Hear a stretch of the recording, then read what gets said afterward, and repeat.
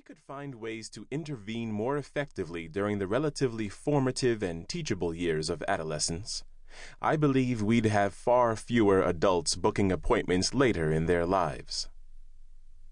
What about the church? We claim we know the path to hope and healing, and the fact is that we do have the answer. This puts a great responsibility on us.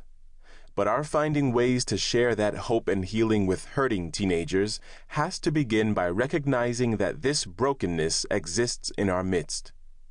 There may very well be kids in our congregations, kids of fine-looking families who are choosing to deal with their pain in self-destructive ways. But what about those who probably will never darken the doorways of our churches on their own? We must find new ways to open our faith communities to those who most need the good news of the gospel. We can't do this simply by inviting kids into our youth ministries. Perhaps that's the way some youth will enter our communities of faith. But until we find new ways to integrate them into the larger intergenerational body of believers, they will never experience the true benefit of belonging to a family. This book is about helping kids in pain find true hope and healing. It's one small step toward offering these kids what their souls were created to long for. If we really want to provide this generation of young people with the kind of hope they need, we'll have to work together in ways we may never have before. The task is too large for any one group to accomplish on its own. Parents need the encouragement and equipping of churches. Churches need to cooperate with schools and professional counselors. Schools need to partner with parents and churches to provide comprehensive programs of training and intervention. When we first met the current generation of kids, we called them the millennial generation. We were astounded by their optimism as they anticipated stepping into a new millennium that would be theirs. As someone who'd worked with kids for a long time, I shared their optimism. I was hopeful that this generation of young people might live with a little less pain than those of the late 20th century. But just before the millennial odometer was about to roll over, we had the tragic killings at Columbine. Since then, we've seen campus massacres in Montreal, at the little Amish schoolhouse in Pennsylvania, and at Virginia Tech, to name just a few. Add to these 9/11, Iraq, Afghanistan, the Taliban, Al-Qaeda, and life starts to feel pretty messy for a kid.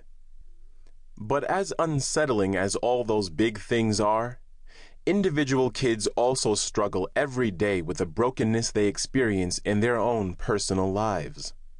Kids wrestle daily with the realities of fractured families, insecurities at school, questions about God, uncertainty about where they fit with their friends, and fears about their future.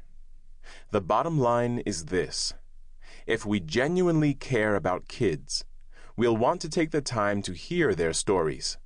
We'll want to help them try to make sense of some of the confusion they feel and the pain they bear.